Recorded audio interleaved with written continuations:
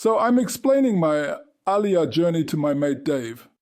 And when I get to the divorce documentation bit, he goes, "Mate, this sounds more complicated than your actual divorce." And honestly, he's not wrong. Because apparently, getting divorced was just the warm-up act. The real challenge is proving to the Israeli government that I'm properly divorced according to their very specific standards. First shock. I need to present my marriage certificate and my divorce certificate, which feels a bit like being asked to provide both the receipt for buying something and the receipt for throwing it away. Here's proof I got married, and here's proof I undid that marriage, and yes, both of these contradictory life events actually happened to the same person. But here's where it gets properly mental. The marriage certificate doesn't need an apostille, but the divorce certificate does. So according to Israeli logic, proving I got married is straightforward enough, but proving I got unmarried requires international governmental validation. It's like they're saying, "We'll take your word that you managed to get someone to marry you, but we're going to need 3 forms of ID and a government stamp to believe someone actually divorced you." Then I discover there's this thing called a decree nisi and a decree absolute, and apparently I need the absolute one, not the nisi one. I'm sitting there thinking, I'm divorced, mate. How many different types of divorced can one person be? Turns out quite a few. The decree nisi is apparently like being divorce engaged. You're nearly divorced but not quite there yet. The decree absolute is when you're officially, definitely, no takebacks divorced. So I go hunting through my paperwork, which is basically a cardboard box labeled divorce stuff, never open again, that I've been avoiding for 3 years. I find bank statements, solicitor bills that still make me wince, and what appears to be a receipt for emotional therapy, but no decree absolute. I find a decree nisi, which looks official enough with its fancy court letterhead, but apparently that's like showing up to an exam with your acceptance letter instead of your degree certificate. Now I have to contact the court that divorced me, which feels oddly like calling up an ex. "Hi, remember me? You dissolved my marriage back in 2019? Yeah? Could you please confirm that again? I need it in writing, with an apostille." The court's automated phone system is particularly cruel. Press 1 for marriage services, press 2 for divorce services. I'm pressing 2 while having flashbacks to the last time I had to deal with family court bureaucracy.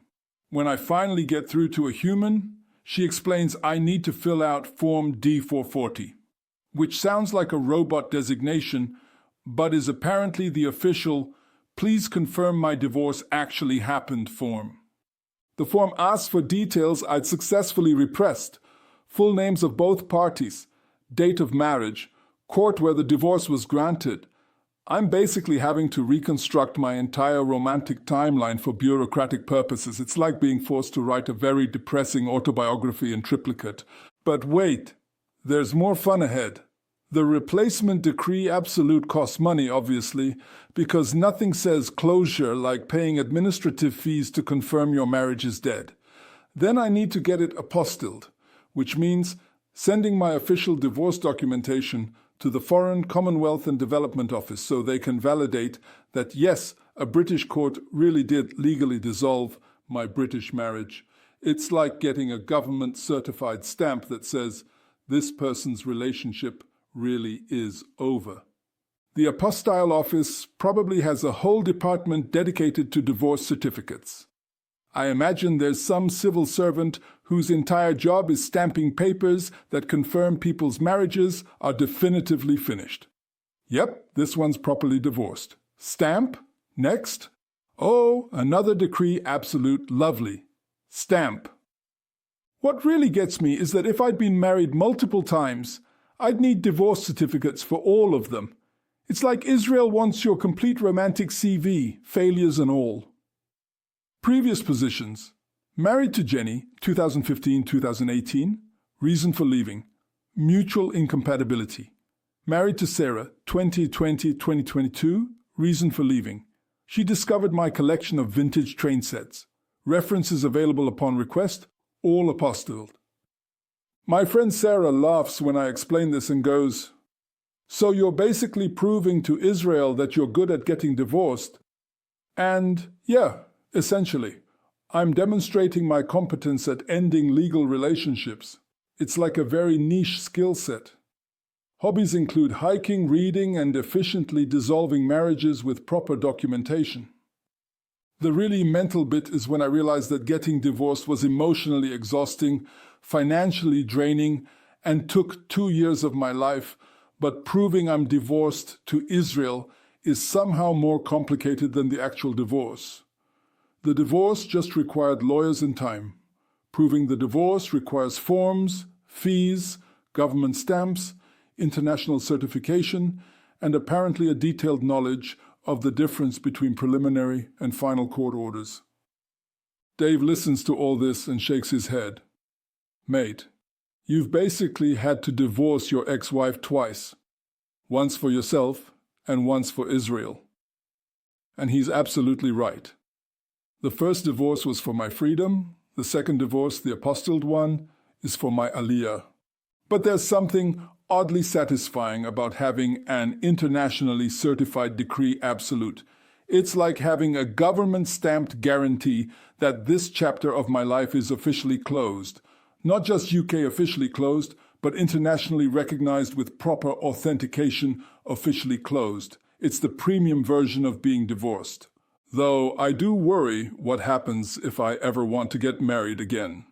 Will I need to provide the new spouse with apostilled proof that I'm properly single?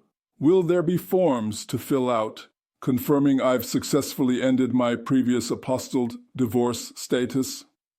At this point, I wouldn't be surprised if Israel wants a notarized statement from my future mother-in-law confirming she approves of the relationship. But hey, at least I know exactly where my decree absolute is now. It's in my special Aliyah folder, right between my apostilled marriage certificate and my Acro police clearance, looking very official and slightly intimidating.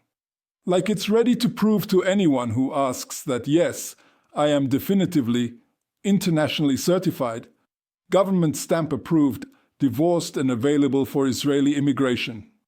The whole experience has taught me that in the world of Aliyah documentation, being divorced isn't just a personal status, it's a bureaucratic achievement that requires international validation. Who knew that ending a marriage could be such a globally recognized skill?